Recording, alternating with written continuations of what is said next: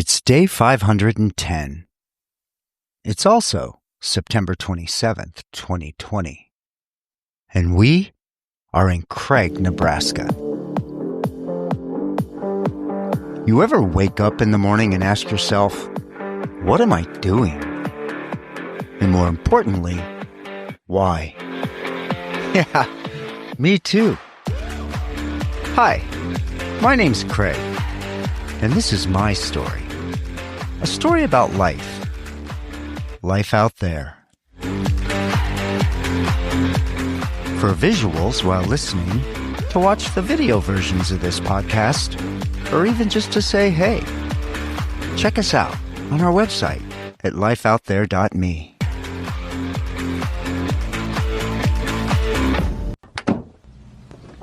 Yup, we found another Craig.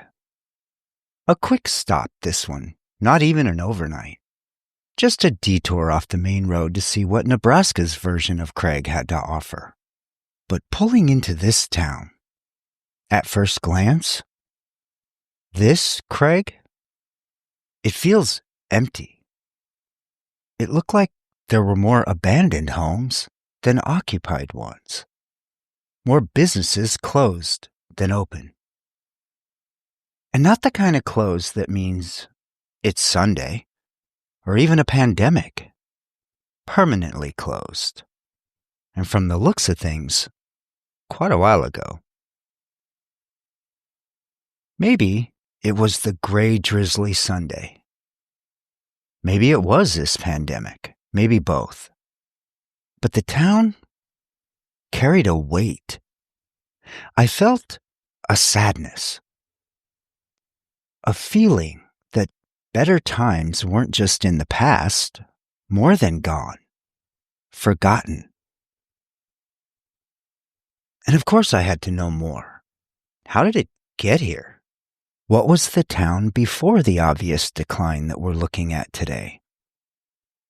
What's this town's story? We pulled off to the side of the road. A quick lunch. Couple of walks with Dougie to see more. Not a single person to talk to. So, back to the laptop for some reading. An early read, well, it tells the same story we've read countless times.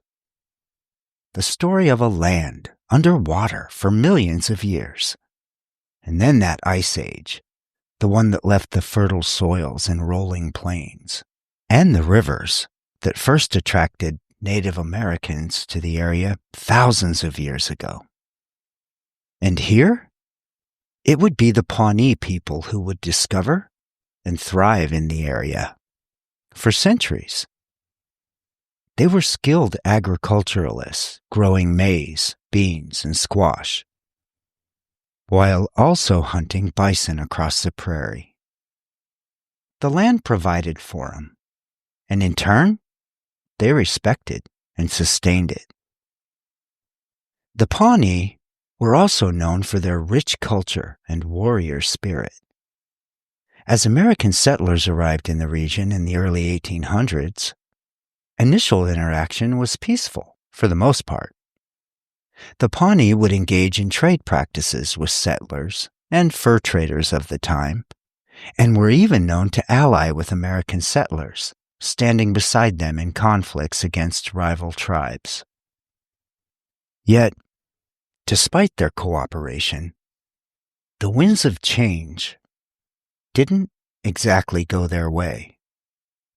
As American settler populations grew and the demand for indigenous lands increased, it would be less than 70 years until the Pawnee were compelled to leave their ancestral lands, also known as forced relocation, to a far-off place that would later be named Oklahoma.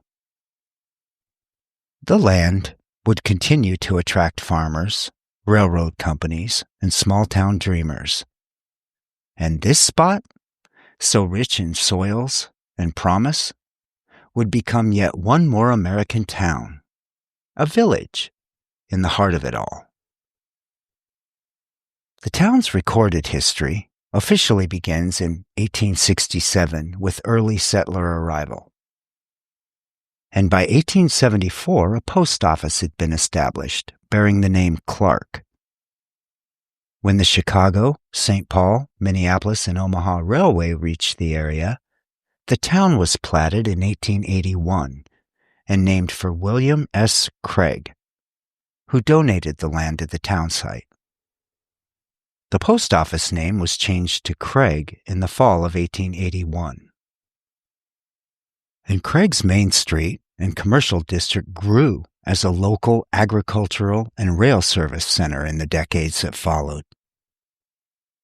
Craig's distinctive standpipe water tower? Well, it dates back to the early 20th century, and to this day has been an ongoing infrastructure topic for the village. Repairs, thinning walls, water system management in general, and the challenges, the costs that come with it. Then the 1930s would bring the Great Depression. It also meant the closure of the First National Bank of Craig, the town's only bank. Depositors later received part of their funds, but the Depression would go on to mark significant and in some ways permanent economic downturn for the town. And the story remains familiar. The town would experience population fluctuations and relative decline as agriculture consolidated and people moved towards larger towns and cities. I suppose it also didn't help that in 2018, state audit material and local reporting would document that a former village clerk had misused village funds. The case would make statewide news and prompt renewed attention to municipal finance controls throughout the county, and state even. It was also interesting to read that, according to Wikipedia, the village of Craig recently adopted a modern comprehensive plan addressing housing, water systems, zoning, and community development priorities for 2019 through 2029. The plan summarizes recent conditions and near-term goals. But I sure didn't feel any of that on this rainy Sunday afternoon. But I thought, maybe stop back through here, post-pandemic, and on a weekday. Find somebody in that Craig clerk's office and learn more about this quiet little village's plans for the future. But as for now, another American story. The story of a 139-year-old village in the American Midwest. A town that grew up around the railway. The railway brought people, and people brought business. A town that developed quickly, a post office, a schoolhouse, 3 churches. And one of the more unique features of the town? A well-maintained bike track, home to a small but proud bike club with about 20 members at its peak. In an era before automobiles dominated the landscape, cycling was serious sport, and Craig's club took it seriously. It's also the story of a small community that would take bold actions. When an economic downturn in the late 1890s, known as the Money Panic, the community would found the Craig Grain, Lumber, and Implement Company. This wasn't just another business. It was a lifeline. The company provided much-needed jobs, with wages reaching up to $1 a day. That was a small fortune for the time. And for a while it worked. Craig held on. Farmers still needed a place to sell their grain, and the town's location along the railway gave it an advantage. But that advantage wouldn't last forever. As the decades passed, the railway became less vital. Highways replaced train lines, and larger cities became economic hubs.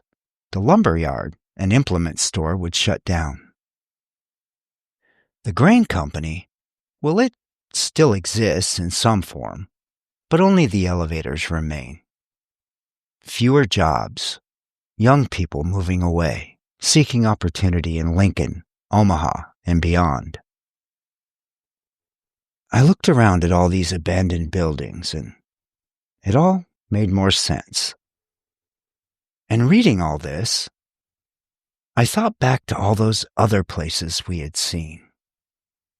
Shores, Nevada, Union, Oregon, Meadview and Congress, Arizona, Daniel, Wyoming, Jensen, Utah, Elk Springs, Colorado. So many times we'd been reminded that even the smallest towns have big stories to tell.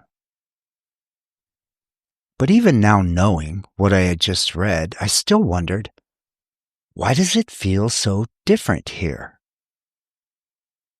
Walking around wondering what stories were woven into these abandoned storefronts, the weathered homes, and the silence that followed us through the empty streets. At the entrance to this town, there's a striking metal sign, "Welcome to the Village of Craig."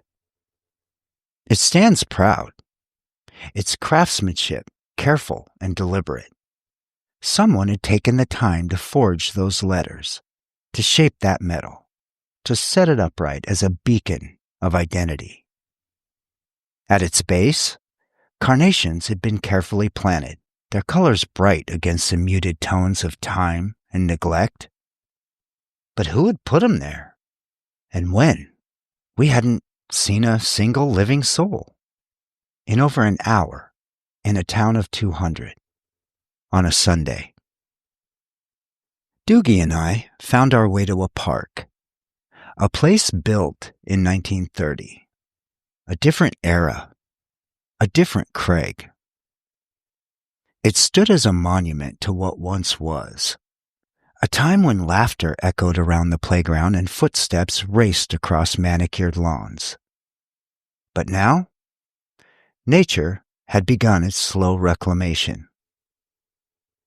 The seesaw, the roundabout, the jungle gym, the slide, the swings, all sat still, untouched, the paint peeling, the metal rusting. Shrubs, once trimmed with care, now sprawled wild, unrestrained, creeping ever closer to simply overtaking it all. It didn't just feel abandoned. It was as if life had been swept away suddenly, as if the people had left in a hurry with no time to look back, no time to even bother to close a door. No sign of a struggle, no evidence of disaster, only absence. A quiet, aching emptiness. I actually imagined families packing up one by one until there was nothing left but memories. And I also thought back to how the Pawnee must have felt as they were forced to leave. For very different reasons. But was this payback? Karma? The universe settling the score?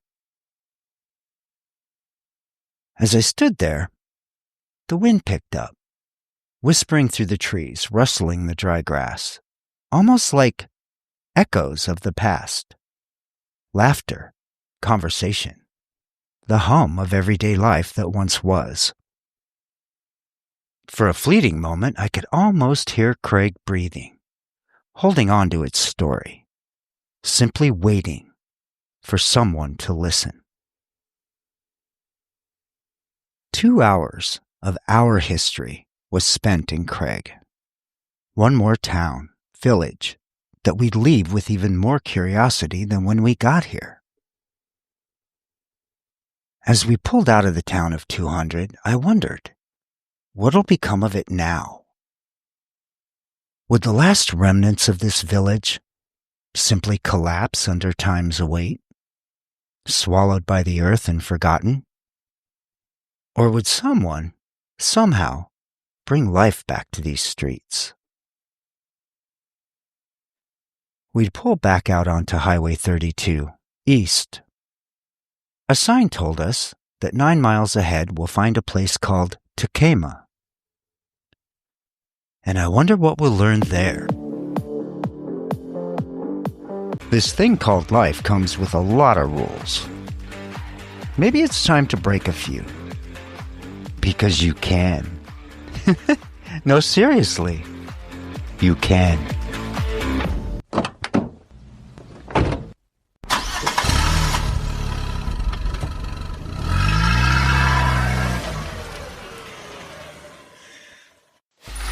Free audio post-production by alphonic.com.